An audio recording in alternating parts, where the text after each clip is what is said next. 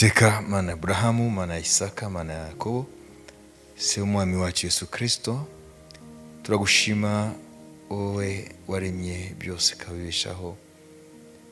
Byose byaremwe nawe, bibeshwaho nawe, kandi byaremewe kuba ibyawe. Turifatanya mu Imana n'abera bo mu ijuru n'abera bo mu isi, tuvuga duti uruwera uruwera uruwera, isi n'ijuru byuzuyemo icyubahiro cyawe. Niwe Mana, nta yindi Mana iriho. Ibyitwa Imana byose n'ibyigwamana ntibibasha gukiza ababisenga, ariko Mwami Imana warishuriye umwana w'umuntu mu nzira nyinshi, mu bihe bitandukanye, hanyuma mu gihe cy'iherezo wishurira isi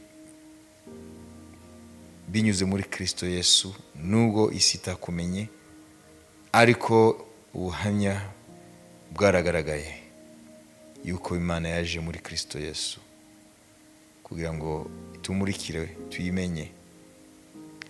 Urakoze Mwami ko buri kintu cyose kiri munsi y'ubutware bwawe, ibihe byose byaremwe nawe, kandi ubiremera gukorerwamo ibikorerwamo byose. N'ibi bihe turimo rero mu rwego rw'isi nabyo wabimenye bitarabaho, ndetse unayishura n'ibintu byinshi bizaba muri ibyo bihe. Turagushima rero ko ibihe turimo, Mwami, waduhaye ijambo ryawe kugira ngo ritumurikire, tumenye ibiriho biraba, tumenye hakurya yabyo, tumenye les vrais acteurs, abari barakora inyuma, Mwami, y'ibyo amaso abona. Turagushima rero ko Mwami ukomeza kuduha umwanya nk'uyu kugira ngo twigishwe nawe, dusenge tudasengera ku marangamutima yacu gusa, ariko dusengane Umwuka Wera, kuko niho tuzasenga nk'uko ushaka, duhagaze mu ijambo ryawe, kuko ijambo ryawe ni ryo kuri. Urakoze rero, turasaba Mwami ngo ukangure imitima y'abizera bose, kangura imyuka yabo, abasinziriye ubakangure nk'uwakanguye Abazerubabeli, abapfuye nabo mu mwuka ubazure nk'uko wazuye Barazaro n'abandi benshi. Abaguye babyuke, bongere bahagarare, kubera ko igihe si cyo kugwa no kurambarara, ni igihe cyo kurangiza urugendo, ni igihe cyo kurwanya intambara ya nyuma. Urakoze Mwami, ubushake bwawe bube ku itorero ryawe ku isi, ubushake bwawe bube kuri Isirayeli, kuri ya butaka wahaye Aburahamu n'urubyaro rwe nka gakondo, ubushake bwawe bube ku murwa wera Yerusalemu, ubushake bwawe bube kuri ya bwoko bwakomotse kuri Aburahamu, Isaka na Yakobo, ubushake bwawe bube kuri wa musozi w'ingoro uyu munsi uhagazeho imisigiti, ariko ijambo ryawe rikavuga ko hazongera guhagarara ingoro yawe hariya. Mwami, ijambo ryawe ntabwo rizahera, buri jambo ryose ryavuye mu kanwa kawe rizasohozwa. Icyubahiro n'ikuzo bibe ibyawe iteka ryose, mu izina rya Yesu, amen. Amen. Haleluya. Rero tumaze kumva rero intambara z'umukristo, niyo mpamvu Pawulo yavuze ngo ntiducogora. Kubera iki yavuze ngo ntiducogora? Nete mukuru wadusomeye sibyo? Abakorinto 2:4-7 twongere dusubiremo. Hariya harimo revelation, harimo ijambo rikomeye cyane. Ariko dufite ubwo butunzi mu nzabya z'ibumba, kugira ngo imbaraga z'isumba byose zibe iz'Imana zidaturutse kuri twe. Okay, turagenda boroboro. Dufite ubwo butunzi mu nzabya z'ibumba. Twamaze kuvuga ubwo butunzi bwari bwo, twamaze kuvuga n'inzabya z'ibumba izarizo. Ni ukuvuga ngo umukristo, amen, afite ibice bibiri akwiye kumenya bimugize. Simvuga umwuka, ubugingo n'umubiri, ibyo byo ni ibice bitatu bigize umuntu, ariko rero ndavuga dufashe umwuka n'ubugingo bikaba mu ruhande rumwe, n'umubiri w'inyama n'amaraso ukaba mu rundi ruhande. Rero umukristo wakiriye buriya butunzi twavuze, wakira ijambo ry'Imana umutima we, afite kwizera, Imana yamuhaye impano yo kwizera, afite umwuka wera,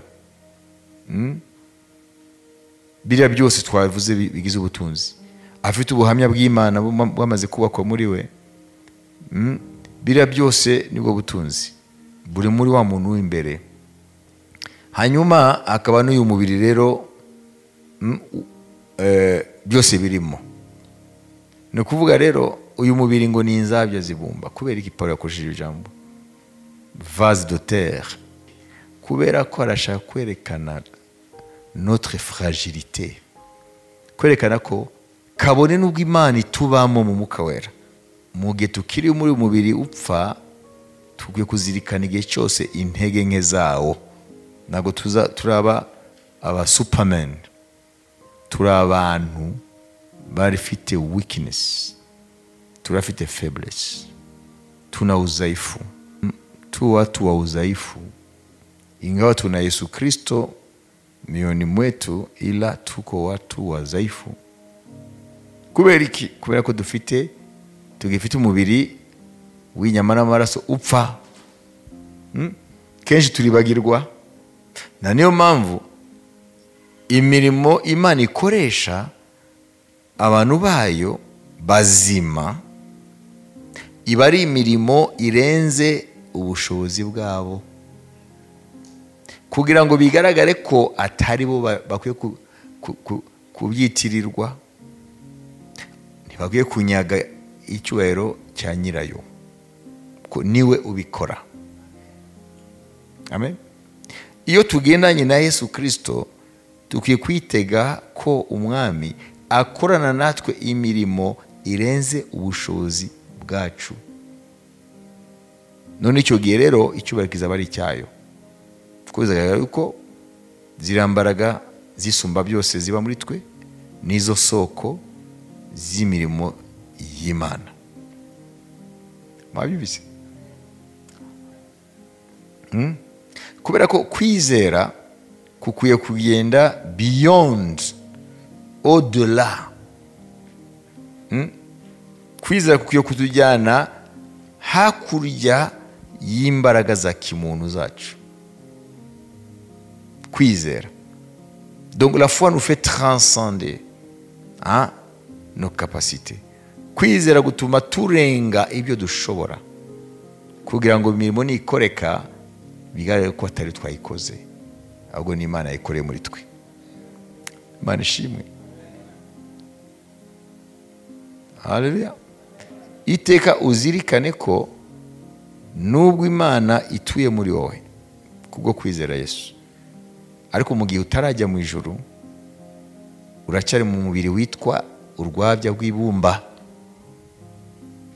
n'umubiri w'intege nke. Nubyibagirwa uzaneshwa iyi ntambara turavuga, ya yindi twise tension hagati iby'umwuka n'iby'umubiri. Haleluya. Ntabwo biragushikira ukumva muri wowe hari ijwi rikubwira ngo senga, hanyuma akaba n'irindi jwi rikubwira ngo urinaniriwe. Bimaze kubaho? Ni gute mu muntu umwe haba amajwi abiri? Ukwiriye kumenya buri jwi riva he. Ririya jwi rya mbere ni iry'umwuka wera ngo senga, ririya jwi rya kabiri ni iry'umubiri w'inyama n'amaraso, na niryo Satani ahita exploita, ahita akoresha. Na nibyo Yesu yavuze i Getsemani muri rya joro. Yarabwiye ngo Petero, ntabwo mwigeze mukesha n'isaha n'imwe, ngo umutima urakunze ariko umubiri ufite intege nke. Niyo ntambara umukristo abamo, tudashizemo ya Satani n'isi turwanya, ariko intambara iri muri twe indani ikubamo niyo. Kandi ikindi nja kubabwira, nimwibaze ko kenshi abakristo benshi baneshwa na satani komutere, baneshwa niyo tension iri hagati igwanira muri bo. Bayibizi baneshwa na kamere. Nubwo kamere tuyasosiya na satani, sibyo? Kuko niwe yazanye icyaha. Ariko intambara ya mbere banesha ntabwo ari ibikomangoma by'umwijima, baneshwa iriya ntambara y'imbere. Ntabwo kamere iraba detrone, irava ku ngoma. N'abakristo mu kwizera barizeye Kristo, ariko mu buzima pratique, amen, muri praxis, pas practice, muri praxis mu kigiriki, la vie pratique y'ibyo bizera ni imbata za kamere. Nta mudendezo wa Yesu bazi umwe twize ku cyumweru ngo Kristo yatubatuye tubaho umudendezo, ahubwo aho kugira ngo bakomeze kuba umudendezo bongeye kuba munsi y'igitugu cya kamere. Amen. Hanyuma mumenye ikintu gikomeye, biravuga ngo nimwumvira kamere ngo ntibizabura kumupfa, kabone n'ubwo mwari mwizeye Yesu, inzira n'ukuri n'ubugingo, ngo ariko ubuzima bwanyu niburangwamo kuganzwa na kamere akariyo mwumvira ngo muzapfa. Ibyo abakristo ntabwo babizi benshi. Niyo mpamvu uzumva bavuga ngo narizera Yesu, mfite ubugingo buhoraho. Yes, ariko ntabwo birangiye. Ukwiye kumenya iby'Imana uko ukwiye kubyinterpreta, kuko Imana ireba ikintu ikakibona kitanatangira, ikakibona cyanarangiye. Imana ishobora kuvuga ngo urakize, okay, hanyuma wajya kure ugasanga uracyarwaye. None Imana yakubeshye? No, nuko Imana yo nta present, nta passé, nta futur. Ijambo rimwe ryo riri mu byo byose. Imana ihabwa icyubahiro. Haleluya. Niyo mpamvu umva ngo nuko rero abari muri Kristo Yesu, amen, babaye ibyaremwe bishya. Ngo ibya kera biba bishize, ngo dore byose bibaye bishya. Ubu se muri hano nimwireba byarabaye bishya, byose byabaye bishya. Mais là il faut être hypocrite. No, kubera ko Imana yavuze gutyo, ko Imana itabesha se. Ngo nuko rero dusomera hariya Abakorinto wa 2:5. Amen. Haleluya. 17 dusomere. Umuntu wese iyo ari muri Kristo aba ari icyaremwe gishya, ibya kera biba bishize, dore byose biba bihindutse bishya. Amen. Amen. Noneho reka tube serieux vraiment, sibyo? Tuvugane turebana mu maso. Amen. Ubona ko byose byabaye bishya? Kakajinya ntagiye kazamuka. None umujinya niki? Nagihe iza kamere umva ko zishinze zigihari. None se Imana yarabeshe? No, ukwiye kumenya langage y'Imana, ukwiye kumenya icyo Imana ivuga. Nuvuga ngo Imana ikurebera muri Kristo, amen, ibona ko byose yabirangije. Imana ihabwa icyubahiro. Wabyumvise? Na nibyo twize ku cyumweru ngo tukwiye gutura mu buntu, kuko Abagalatiya bavuye mu buntu basubira mu idini, bagatwarwa n'amategeko, bongera gukebwa n'ibindi, nako babasubira mu byo gukebwa. Ni ukuvuga ngo kuba mu buntu niho iryo jambo rigira meaning, rigira ibisobanuro. Uri muri Kristo Yesu ni icyaremwe gishya, ariho haraba icyaremwe gishya, azaba icyaremwe gishya.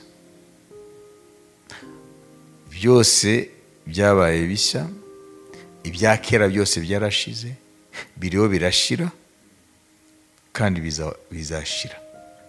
Ukwiye gufata langaje y'Imana muri dimension ya eternite, mu rwego rw'iteka, nta ejo, nta none, nta ejo hazaza. Kwe kubimenya ibyo.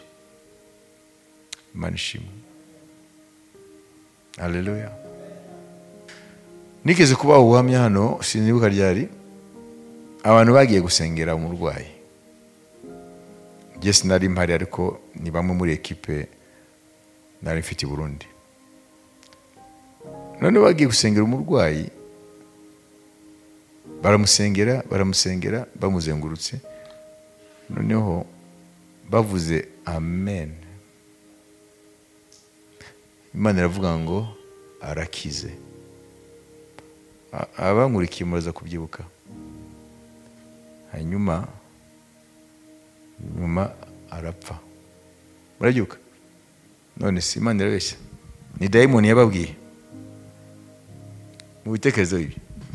Ni ukuvuga bo bariho barasenga ku byerekeye gukira umubiri, iyo ndwara. Imana yo ihitamo kumukiza iyi si n'imiruho yayo. Wenda iyo akomeza kubaho yari kuva mu gakiza. Ni ukuvuga ngo arakize burundu.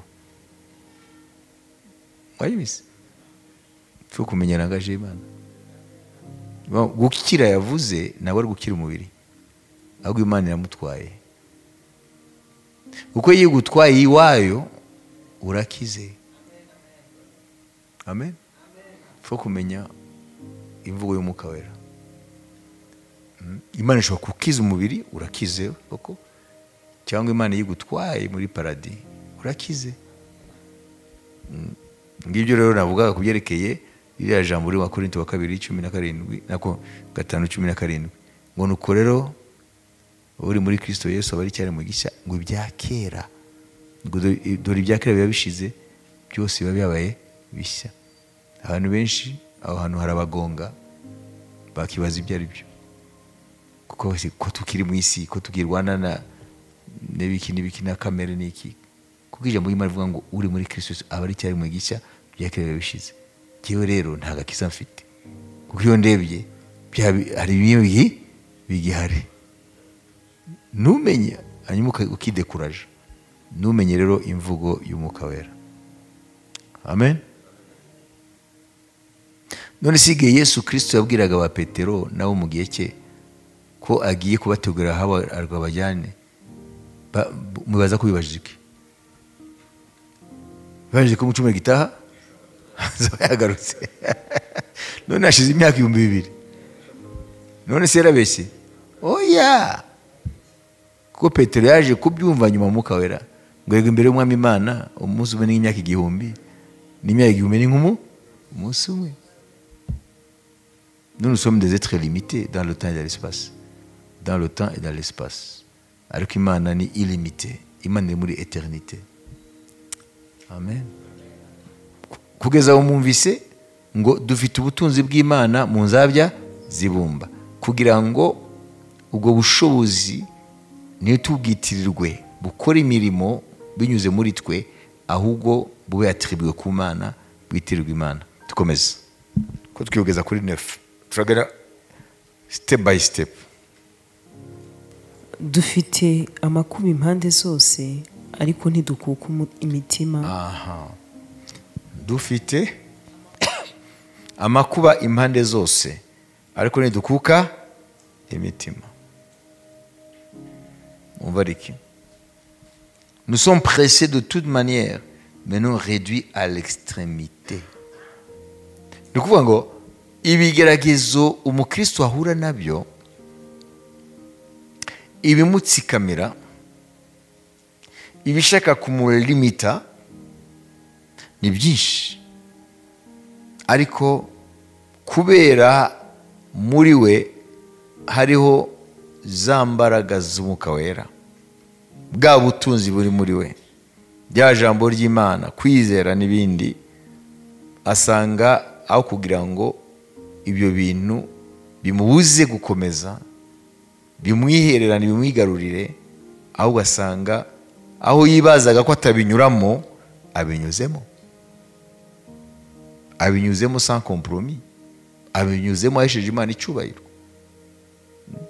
Mwebwe simbizi, ariko giye kenshi kuva namenye Yesu nagiye nyura mu bihe aho experience ya Paulo myumva neza. Nimesongwa pande zote katika Kiswahili. Imesikia kwamba nimesongwa, umebanwa, uratsikamiwe, kumva ko iyi situation ntago uzayivamo. Wabibise kumva yuko birangiye. Nibyo Paulo aravugana ngo ariko ugasanga wabinyuzemo wishimana icyubahiro. Nivuga ngo rero ntabwo ari imbaraga zawe, ni imbaraga ziri imbere Imana yashizemo, imbaraga z'Umwuka Wera. Imana yagwa icyubahiro. Amen. Nivuga ngo iyo tugeze muri iyo situation, amen, ziba zifite intego. Umviriza, ni ikinyuranyo cya wa mutwe w'ijambo ry'Imana tuturika. Ibyo byose bifite intego yo kutwihebesha, intego yo kuduca intege, kuducogoza. Wabibise kadukomeza. Turashobewe ariko ntitwihebye. Turashobewe, dans la détresse mais non dans le désespoir. Turashobewe ariko ntago twihebye. Hari umuntu umwe yigeze gushoberwa. Wigeze kugera muri situation ugashoberwa? Nimutarabinyuramo, Imana ishimwe, nta muntu yabikwifuriza. Ariko hariho ma situation aho ugera mu gashoberwa. Aje mu Kinyarwanda no kuvuga iki? Iyo umuntu avuga ngo ndashobewe no kuvuga iki?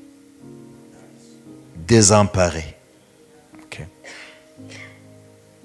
Nuvuga iyo situation rero ugezemo, iyo uvuze gushoberwa no kuvuga ngo ntufite icyo gukora. Amen. Nkora iki ndeka iki. Iyo ugeze aho hantu rero nkora iki ndeka iki, aho rero ubushobewe kuko uzi icyo gukora. Iyo tugeze aho rero ahita haza mu jambo ngo ariko turashobewe ariko ntitwihebye. Kubera ko tutiheba kandi twashobewe. Igisubizo kiri hariya nyine twatangiriye mu nzabya zibumba ari mu mibiri yacu hari ubutunzi, hari imbaraga. Izo nizo zitugobotora, nizo zitugoboka, nizo zidutabara. Turarenganywa ariko ntiduhanwa. Persécuté mais non abandonné. Turarenganywa ariko ntiduhanwa. Ni ngombwa Paulo aravuga ngo nuko rero ngo bashaka kugenda bubaha Imana bari muri Kristo Yesu bazarenganwa, bazatotezwa. Satani ni utoteza abana b'Imana. Ntabwo ushobora kuba umwana w'Imana ngo uzahunga toteza Satani. Kandi toteza hano muryumve muri sens large, muryumve mu buryo bugari. Amen. Muryumve mu buryo bugari. Mukiye kubyumva mu buryo bugari. Kubera iki mu buryo bugari? Kubera iki mu buryo bugari? Kuko mu buryo busanzwe itotezwa ry'itorero mu mateka y'itorero rya Kristo, amen, ni mu gihe abatware b'isi, amen, binyuze mu madini cyangwa binyuze mu zindi nzira bahaguruka kurwanya itorero. Tuvuge nk'abariya bihugu byo muri za Iraq n'urugero, aho abakristu bari minorite. Kera nibo bari biganje kuko Toma yatwaye ubutumwa muri Iraq. Toma niyo yatwaye ubutumwa hariya. Mabibise mu bice bya hariya. Hanyuma murabizi ko Islamu yaje nyuma cyane, imyaka 622 nyuma ya Kristo. Islamu yaje imyaka 622 nyuma ya Kristo, ibinyejana 7 ubutumwa buhari. Ni ukuvuga ngo biriya bihugu byose mu mva bya Islamu kera barabakristo, niri Afrique du Nord yose, biriya bihugu by'Abarabu hariya haruguru y'ubutayu bwa Sahara barabakristo. Ni ukuvuga ngo Islamu yaje ibinyejana 7 nyuma. Wabibise? Amen. Ivuye muri Arabia Saudite, mujya mumva Maka Madina ni hariya byaje. Amen. Imyaka 622 nyuma ya Kristo. Ayo n'amateka, ntacyo twabikoraho n'amateka. Ni ukuvuga ngo rero itorero ryariraye, wabibise, noneho rita umurongo, Satani rero arinjira. None rero ikintu ukwiye kumenya ni iki, nuko itotezwa ry'itorero ryagiye riba Roma. Dufate ubwami bw'Abaroma bwaratoteje itorero mu gihe cya Nero, na niho Paulo na Petero bapfuye mwaka wa 68 68 après Jésus. Nibo babaye martyrisé, babaye martyr. Bayivise. Ni ukuvuga ngo mu mateka y'itorero hari ibihe by'itotezwa. Roma yagize abampereur benshi, abami benshi. Hari witwa Empereur Domitien. Domitien ikinyejana cya 3 nyuma ya Kristo yatoteje itorero, arica abantu benshi nyuma ya Nero. Itorero ryagiye ritotezwa mu bihe bitandukanye, ariko iri totezwa bavuga hano ntabwo ari ririya. Itotezwa rivuga hano ni itotezwa ry'umuntu wese muri Kristo ashaka kugenda yubaha Imana, atari mu buryo bw'idini ariko muri Kristo. Ni ngombwa Satani umutware w'isi azamutoteza. Babibise? Niyo totezwa rivuga hano. Or tous ceux qui veulent vivre pieusement en Jésus-Christ seront persécutés. Timothée wa 2:3-12. Mukiye kumva iyi persecution yariyo itotezwa. Haleluya. Icyakora n'ubundi abashaka kujya bubaha Imana bose bari muri Kristo Yesu bazarenganywa. Amen. Ibandi bazarenganwa? Abashaka kugenda bubaha Imana bari mu idini, bari muri Kristo Yesu. Mwabibise?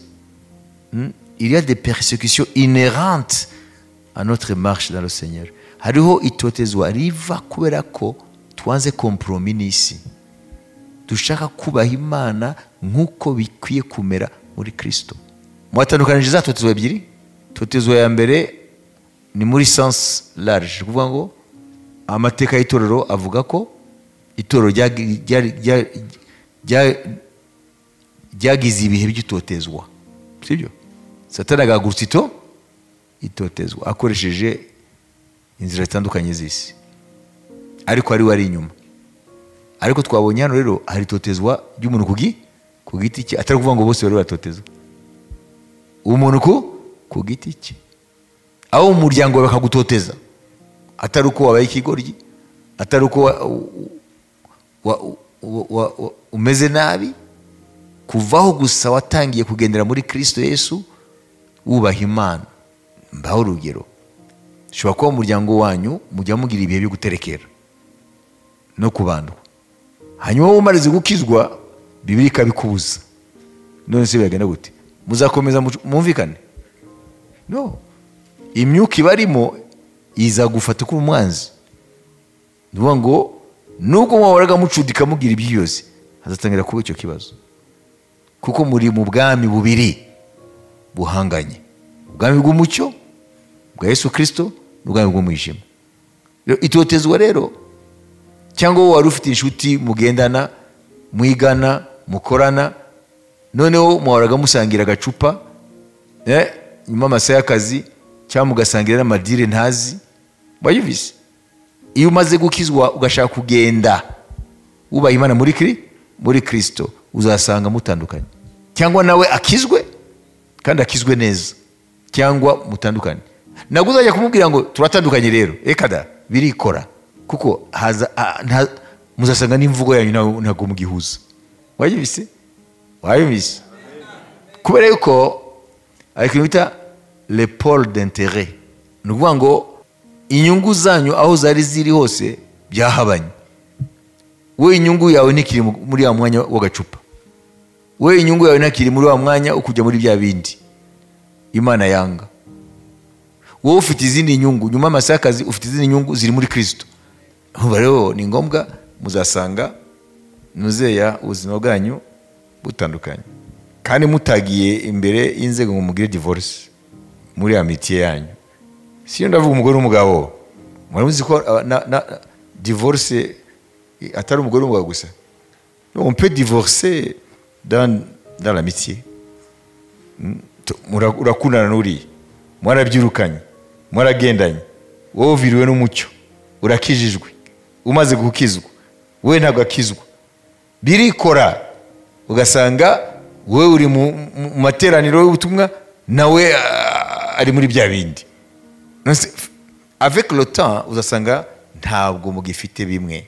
Dukwiye kumenya neza yuko iyo dukijijwe by'ukuri turi mu nzira y'agakiza, ni ngombwa aya magambo adusoreraho ngo nimba isi yarankunze izabakunda. Yaramukunze? Oya. Nimba isi yaranyemeye izabemera. Yaramwemeye. Nimba isi yaranyanze namwe izabanga nimugire ikirenge mucyanjye. Nubona umukristo acudika n'isi sawa sawa, muzamushyiraho point d'interrogation,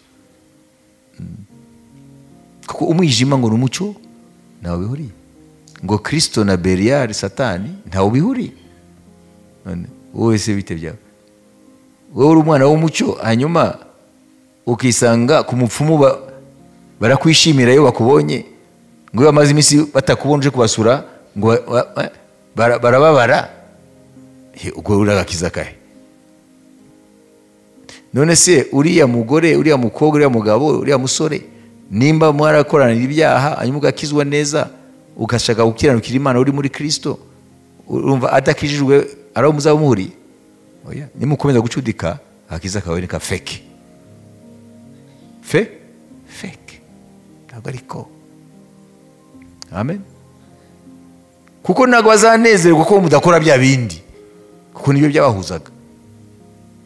Ese murabyumva ibyo? Amen. Nibyo bita les pôles d'intérêt ont divergé. Bango ibyo mwari muhuriyeho byaratandukanye. Amen. Les pôles d'attraction tandukanye. Ntabwo azambwira ngo alo tujye handi, sinzabyemera. Ntabwo azambwira tujye gukora bya bindi, sinzabyemera. Rero amaherezo uzasanga nawe mugihuriye. Muzubahana nkuko bikwiriye abantu bose bafite umutima muzima. Muzubahana, sibyo se? Muzakundana nkuko abantu bose bakundana, babi nabeza. Imana ivuga ngo tubakunde bose, ariko cya kintu cyatumaga haba affinité cyabahuzaga kizaba kitagihari. Amen. Cyo ni ikintu gikomeye gukurikira. Mwumvise hano?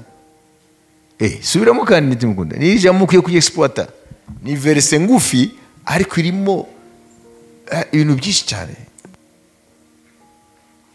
Harimo filozofi yanitse bwami bw'Imana. Icyakora n'ubundi abashaka kujya bubaha Imana bose bari muri Kristo Yesu bazarenganywa. Amen. Amen. Reka dusubiremo amagambo. Tubwire nyuma dusubiremo. Icyakora n'ubundi abashaka kujya bubaha Imana bose bari muri Kristo Yesu bazarenganywa.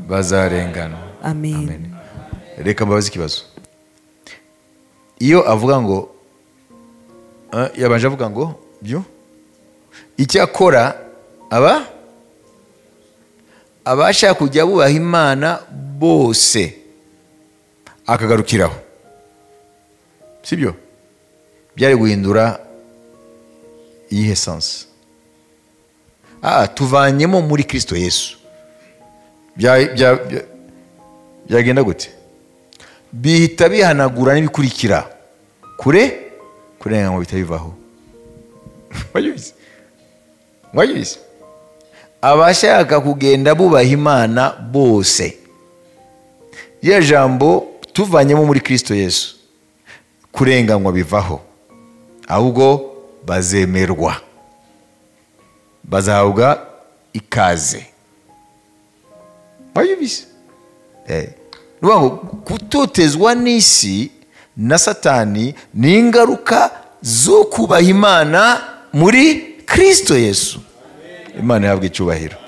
Haleluya. Ibyo ukwiye kubimenya. Mu isi se abantu bose bavuga ko basenga Imana niko batotezwa? No. Ahubwo hari ahandi babemera. Ati dore abantu koko bavuga Imana tukabemera niba ari. Wagize dufate iminota 5 tujye imbere y'Imana. Amen. Dusabe Imana iduhe ubushizi bw'amanga bwo kumaramaza muri Kristo Yesu. Nube gusa ngo wubaha Imana, ariko uyubaha Imana muri Kristo Yesu. Abari ugendera, abari isi kubonera, ntikubone hanze ya Kristo. Ndababwije ukuri, umviriza, ariho abantu bashobora kukubwira ati se wowe uruza kanaka kwemera Imana ko tujyana muri ibi? None se wumva ari iki? Ntimujya mu byumva? Nuvuga ngo kubaha Imana ntabwo ari cyo kibazo. Isi ntabwo ifite ikibazo cy'uko hari abantu bubaha Imana. Ifite ikibazo cy'abubaha Imana bari muri Kristo Yesu, kuko niwe mwanzi wa Satani, kandi niwe azana ibisobanuro by'ijambo Imana nzima.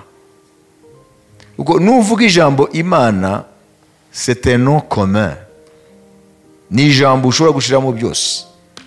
Akagati ni Imana yanjye, ririya buye ni Imana ryuriye. Mwabibise? Iyo uvuze Imana byose bijyamo. Babyita mo valise.